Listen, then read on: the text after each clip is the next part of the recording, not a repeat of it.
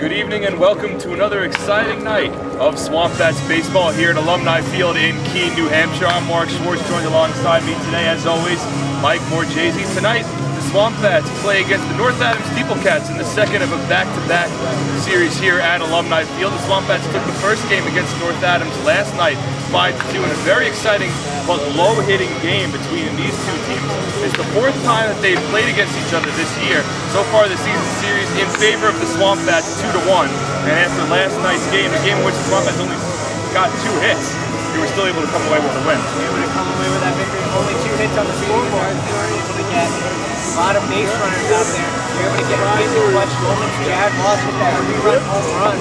And the Swamp Bats were able to take the category that means the most, the run column. They were able to take this game, scoring 5 runs, which was all they needed. Yeah, Tyler Bedamo got the start last night for the North Adams Steeplecats. Only went 2 2/3 innings pitched. He coasted through the first 2 innings, but then ran into a little bit more trouble, especially with his command in the bottom of the 3rd, and that's when the Swamp Bats put up the 5 spot, and that was all the runs that they needed last night, winning 5-2. Let's talk a little bit about Jared Walsh, though, here, entering the game on a 7-game hitting streak. Last night, only 1 hit, as compared to the 6 games before that, where he'd had 2 hits in each of those games. But still, last night's hit was a big 3-run shot that gave the Swamp Bats the lead, which they held for the rest of the game. The biggest hit of the game, actually the first hit that broke up the 2 hitless innings. And Jared Walsh is a terrific player. He was near the team's bottom of the batting averages on the team, but he's really picked it up this last couple of weeks. He's at 351. He's leading the team in batting average. Yeah, he started off the year 0 for 10. In the first couple of games of the season, but has really turned things around thanks to the 7-game hit streak for him, and now, as you said, leads the team in batting. Now we look at tonight's game, and Scott Simon on the mound for the Swamp Bats here against the Steeplecats in his 2nd start of the season from Washington State University. What can some fans expect out of the tall right-handed starter from Washington State? Expecting to see him put that fastball up when he's able to get it by those hitters. That's usually where hitters like to hit it, but he has the speed to get past all these powerful North Adams hitters. He's got the speed, he puts the ball on, gets the ball on the ground. He induces a lot of ground balls, that's his strength.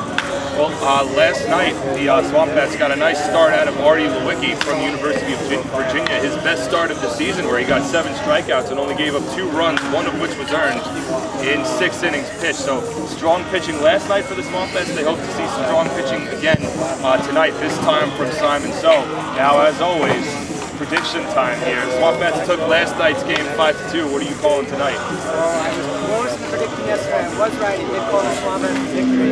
But this is a very important game. The Swamp Bats have 1 full game up, 2 in the loss column. So this should be another. I think this won't be as close. I think the Swamp Bats will be able to take this. I think they'll be able to get behind Scott Simon and they'll score 7 runs. Actually 7-2. I think it'll be a little more easily played. I think they'll take advantage of this and then go into that 3-game road trip this weekend. Tyler Gebler on the mound tonight for the Steeplecats, 2-1 on the year with a 2.75 ERA. So he's had a good season this year for North Adams, and the Swamp Bats hope to stop that here at Alumni Field and walk away with their 2nd consecutive win. If they're in 1st place in the Western Division, a full game on top of this very same North Adams team. So that'll do it for us here on the pregame show. We'll take a break. When we come back, we'll have first pitch on the NECBL Broadcast Network.